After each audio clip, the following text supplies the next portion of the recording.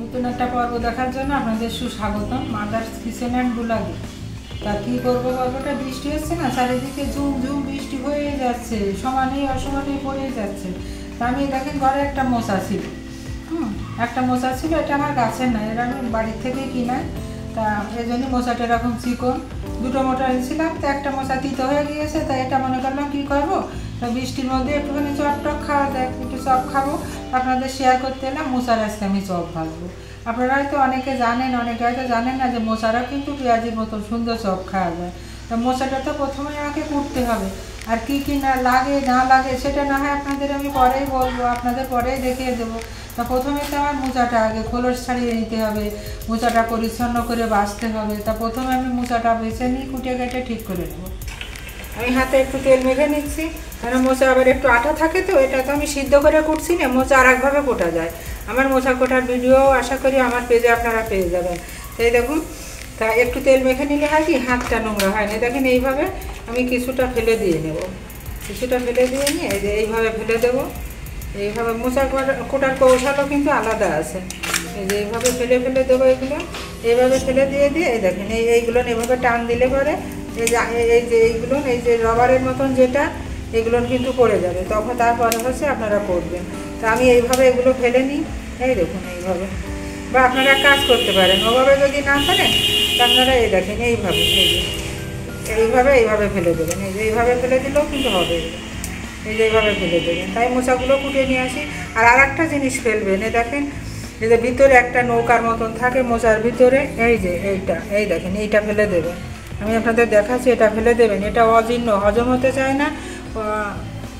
এই যে এটা ফেলে দেবেন, ফেলে দিয়ে এই যে এইভাবে আপনারা মোচাটা সুন্দর করে কুটে নেবেন। এই স্টিকগুলো না ফেললে কিন্তু এটা হজম হয় না। এই দেখেন এই ছোটো ছোটো করে কুটে নেব। তারপরে চপ যখন আমি ভাজবো আপনাদের সব কিছু দেখাবো আমি এতে কী কী দিচ্ছি। দেখুন বন্ধুরা, বাইরে ঝুমঝুম বৃষ্টি,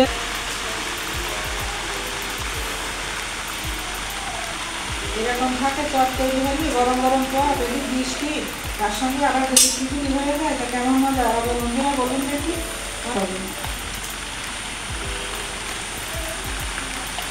এরকম এভাবে কুটে নেবো, এভাবে কুটে নিয়ে আমি এইভাবে করে নেবো। আর এই যে আমার এই যে কালো যে অংশ আছে একটু ফেলে দিলেও হয়, না ফেললেও কোনো সমস্যা নেই।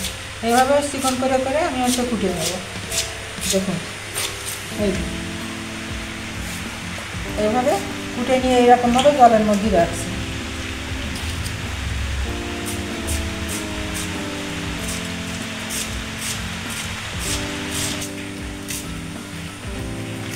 দেখুন মোচাটা আমি এইভাবে দেখেন সমস্ত মোচাটা আমি কুটে নিলাম, এই যে সুন্দর করে কুটে নিলাম।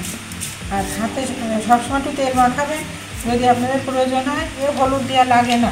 এই দেখুন, আর তাজা মোচা হলে তো আরও সুন্দর হয়। আমাদের তো বাড়ির তাদের গাছ গাছালি নাই, তবে হ্যাঁ আমার দুটো গাছ আছে। আমার মোচা কলা গাছ কাটার ভিডিও আমার পেজে দেওয়া আছে, আমার গাছ কেটেছিলাম আমি। এটা আমার বাজারের মোচা। এই দেখেন আমার এতটুকু হলো, জনসংখ্যা অনুপাতে গাছ যেমন সে তেমনভাবে মোচা নেবেন। আমি আপনাদের জাস্ট শেয়ার করবো। আর বৃষ্টি হচ্ছে তো খেতেও মন চাচ্ছিল। এবার আমি আমার রান্নার কাছে চলে যাবো, ভাজার কাছে। দেখেন কি বৃষ্টি হচ্ছে বন্ধুরা, এইভাবে আমি সব ভাবে দেখি না মজা হবে বলুন, অনেক সুন্দর বৃষ্টি হচ্ছে, যে কারণে আজ আমি সব ভাজাটা আপনাদের সঙ্গে শেয়ার করতে এলাম।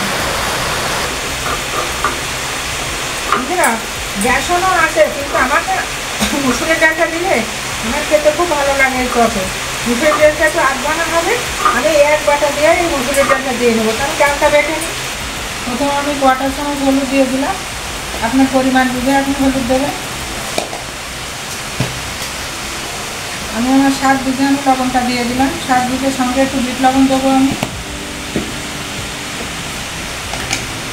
আমি এই যে 1 চিমটি মতন এই যে একটুখানি চিনি দিয়ে দিলাম, কাঁচামরিচটা দিয়ে দিলাম।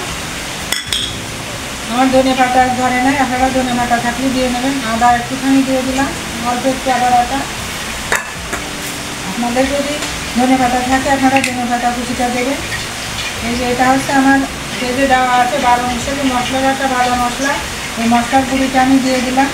এটা টেস্ট আনবে এবং ঘিরানো বেশি করবে। গরম মশলা গুঁড়ো, আমার এই গরম মশলা গুঁড়ো আমার পেজে দেওয়া আছে, আপনাদের যদি মনে হয় আপনারা দেখতেই পারেন। সুন্দর গরম মশলা, সেগুলান অনেক। একটুখানি শুকনো মরিচে আমি হালকা একটু বিট লবণ দিয়ে দিলাম, বেশি দেবেন না, অল্প দেবেন।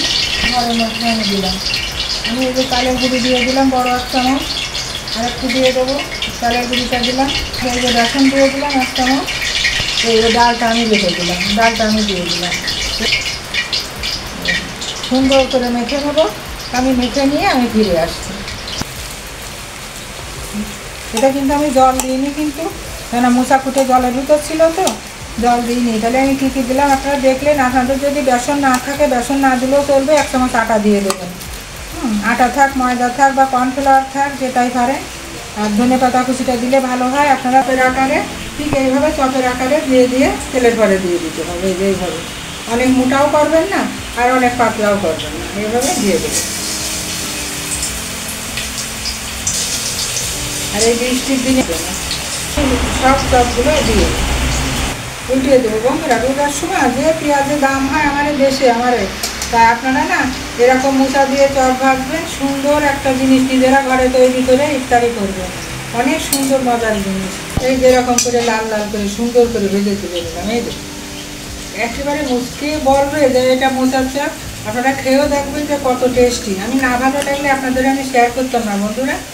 তা দেখুন এই যে এবার আমি তুলে নিচ্ছি, কত মুচমুচে দেখুন, এই দেখুন এত সুন্দর মুচমুচে হয়ে গিয়েছে না। আর ঠান্ডা হলে তো বেশি হবে, এই দেখুন। আমি দিয়ে নিয়ে আসি। আর একটা আপনারা যারা আমার ফেসবুক থেকে পেজটা দেখছেন, ফেসবুক থেকে ফলো দেবেন, ফলো দিয়ে আমার পাশে থাকবেন, লাইক কমেন্ট শেয়ার দিয়ে। যদি আপনাদের ভালো লাগে তাহলে আপনারা একটু লাইক কমেন্ট শেয়ার করবেন, ভালো লাগে যদি, আপনাদের কাছে অনুরোধ। আর যারা আমার ইউটিউব চ্যানেল আছে, ইউটিউব থেকে দেখছেন, তা আমার ইউটিউব চ্যানেলটি সাবস্ক্রাইব করবেন, যাতে আমার এই ভিডিও ছাড়ার সবার আগে আপনার কাছে পৌঁছে যেতে পারে। আর এইভাবে সুন্দর সুন্দর সাবেকিয়ানা রেসিপি পেতে হলে আমার মাদার্স কিচেন অ্যান্ড ব্লগের সঙ্গে আপনারা যুক্ত হয়ে যাবেন।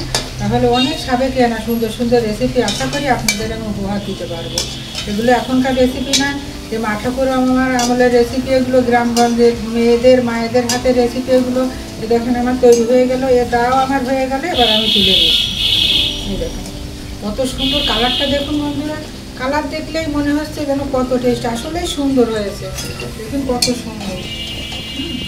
এইভাবে বারবারই বলছি, এভাবে আপনারা ভাতের সঙ্গে খাবেন, এভাবে আপনারা স্ন্যাক্স হিসেবে খাবেন। অনেক মজার একটা রেসিপি, এটা না খেলে বুঝতে পারবেন না। ভিডিও দেখে তো বোঝা যায় না, করে খেলে বোঝা যায়। আমি গ্যাসটা অফ করে দিলাম, গ্যাসটা আমি অফ করে দিলাম। এই দেখুন তৈরি হয়ে গেল আমার এই যে মোচার চপ। এইভাবে আপনারা চপ তৈরি করে খাবেন পরিবার পরিজন নিয়ে সবাই। আর আমার সঙ্গেই থাকবেন। আমার সব বন্ধুদের জন্য রইল আমার তরফ মাদার্স কিচেন অ্যান্ড ব্লগের পক্ষ থেকে অনেক অনেক শুভকামনা।